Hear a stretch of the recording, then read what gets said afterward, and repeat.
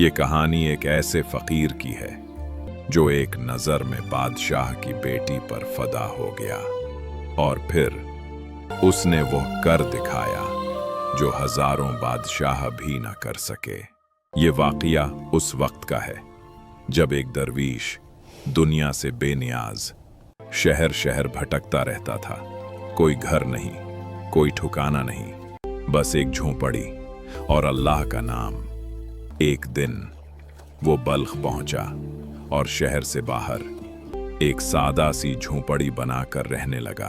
एक दिन वो शहर गया और उसी लम्हे बादशाह की बेटी अपनी सीर से वापस आ रही थी। रास्ते सजे हुए थे, लोग खड़े थे, हर तरफ शान और शौकत।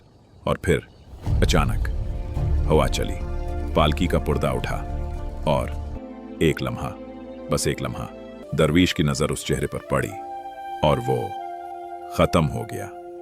वो उस हुस्न का कैदी बन चुका था। वो सीधा बादशाह के दरबार में पहुंचा। सब हैरान, एक फकीर और ये जुरहत। और उसने कहा, मैं शहजादी से निकाह करना चाहता हूं। दरबार में सन्नाटा छा गया, मगर बादशाह ने उसकी शान देखी और कहा, मुझे एतराज नहीं, मगर सोचने दो। लेकिन वजीर ये बर्दाश्त न कर सका। उसने एक चाल चली, एक नायाब मोती निकाला और कहा, अगर तुम ऐसा एक और मोती ले आओ तो शहजादी तुम्हारी। दरवीश दरिया के किनारे पहुंचा और नामुमकिन काम शुरू कर दिया। वो दरिया का पानी निकालने लगा, दिन रात, बगैर खाए, बगैर सोए, सिर्फ एक मकासद, शहजादी। फिर अल्लाह ने उसकी मेहनत कबूल की। एक नूरानी हस्ती जाहिर हुई और आवाज आई, आपनी ख्वाहिश बताओ। दरवीश ने सब कुछ सुना दिया और फिर दरिया बिफर गया। मोती ही मोती, इतने के गुने ना जाएं।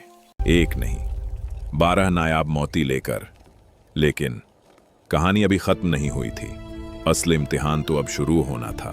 शहजादी मर चुकी थी, कम से कम दुनिया यही समझ रही थी। दरवीश ने कब्र खोदी और उसका बेजान जिस्म निकाल लिया, अपनी झोंपड़ी में ले आया और बस उसे देखता रहा। इसी रात एक हकीम आया। उसने देखा और कहा, ये मुर्दा नहीं, जिंदा है। चंद लम्हों बाद शहजादी ने आंखें खोल दी। फिर कबूल है, इन दोनों का निकाह कबूल हुआ है। और अल्लाह ने उन्हें एक बेटा अता किया जो आगे चलकर एक अजीम वली बना। बादशाह ने सब कुछ वापस देना चाहा, महल, दौलत, इज्जत, मगर दरवीश ने कहा, हमें सादगी काफी है और यही असल कामयाबी है।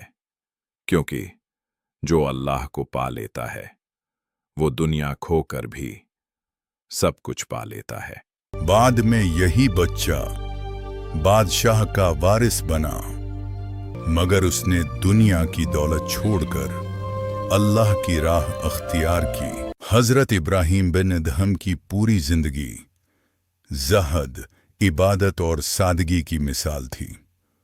उन्होंने फरमाया, जो बंद है उसे खोलो और जो खुला है उसे बंद करो। यानी अपनी दौलत खर्च करो और अपनी जबान को काबू में रखो।